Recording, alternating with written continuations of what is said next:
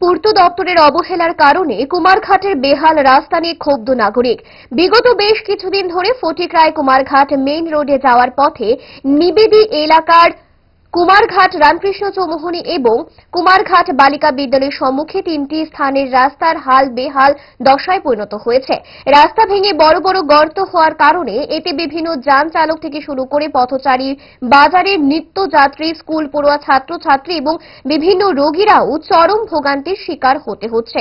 এ ব্যাপারে যান চালক থেকে জোরালো দাবি উঠছে সংশ্লিষ্ট দপ্তর থেকে রাস্তাটি পুনরায় মেরামতি করে দেওয়ার জন্য। এ বিষয়ে দুই যান চালক সংবাদ মাধ্যমের সামনে মুখোমুখি হয়ে কি বলছেন শুনুন।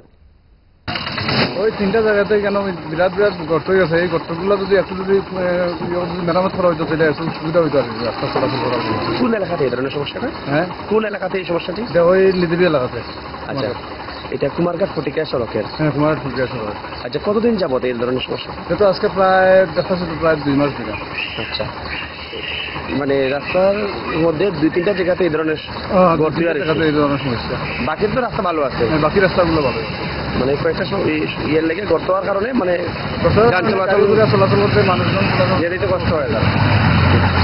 কি নাম আপনার? আপনার কি নাম? আচ্ছা, ধন্যবাদ।